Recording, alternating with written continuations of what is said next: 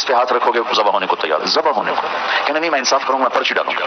تو سب کے نام لے کر جو پرچی ڈالی تو حضرت عبداللہ کا نام نکلا ہے، ہمارے نبی کے والد. اچھا حضرت عبداللہ عبد المطلب کو سب سے زیادہ پسند محبوب، لیکن سرداری آن انہوں نے اس کا ہاتھ پکڑ لیا چل رہا. تو مکے میں شور مچ گیا کہ یہ تو نہیں ہوگا، یہ ظلم تو نہیں ہوگا، اولاد ذبح کر، اپنی منت کا کفارہ کر، اولاد نہیں ذبح ہوگی. عبد المطلب فرمانے لگے میں سردار ہوں، مجھے اپنے بول کو پانی دینا ہے.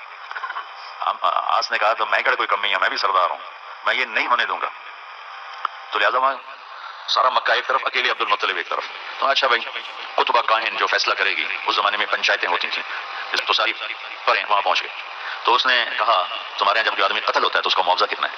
تو انہوں نے کہا 10 اونٹ اس کا معاوضہ ہے. اچھا آپ لوگ ایسا کرو، ایک پرچی پہ لکھو عبداللہ اور ایک پہ لکھو 10 اونٹ، پھر کوڑا ڈالو. اگر عبداللہ کا نام نکلے تو 10 اور بڑھا دو، اور جب تک عبداللہ کا نام نکلتا رہے 10 بڑھاتے جاؤ.